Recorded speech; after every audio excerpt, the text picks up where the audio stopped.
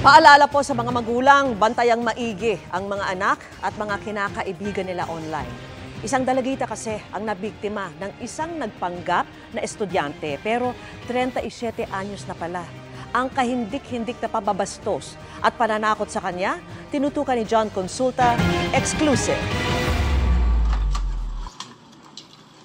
Nang magkita na ang complainant at target ng operasyon, kumilos na ang mga ahente ng NBI-NCR at agad inaresto ang 37 anyos na suspect na taga Bacoor, Cavite. Ayon sa NBI, tinarget ng suspect ang 17 anyos na biktimang taga Palawan nang makita niya ito sa isang dating app. Nang makuha ang loob, doon na niya ito hiningan ng mga sensitibong picture at video.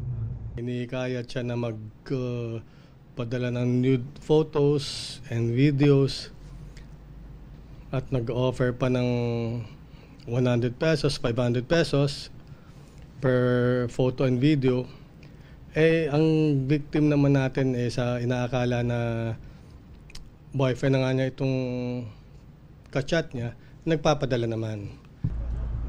Di pa raw na kontento ang suspect at puwersahan ng hinihingan ng mga dagdag na masaselang videos ang menor de edad na biktima. Pinilitin daw niyang bumiyahe pa Maynila ang biktima.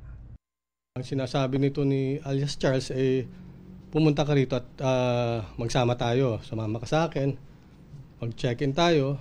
May kasama ng pananakot. Ikakalat sa social media nitong lalaki at padadala sa school niya, sa family niya. Yung bata naman ay natakot. Di na itinanggi ng suspect ang reklamo sa kanya. Gusto ko rin sana siyang talagang lumabas ng Maynila. Dahil na gusto ko nga po siyang makasama. Dahil po sa bugso na rin siguro ng damdamin. Humingi ako ng tawad sa nagawa ko, nasabi ko na hindi ko sinabi na totoo na meron din akong asawa. Galit na galit naman ang magulang ng biktima. Gagawa akong paraan, ipaglaban ko talagang ginawa niya sa anak ko. Kababuyan niya. Pakulong ko talaga siya, sir. Sasampa natin siya ng kasong Anti-Photo and Video Voyeurism Act in relation to Republic Act 10175 dahil gumamit siya ng sa cyber dito at isa pa consented abduction in relation to RA 7610. Minor itong biniktima niya at gumamit siya ng gadget, so we're looking at 12 years pataas. Para sa GMA Integrated News, John Consulta, nakatutok 24 oras.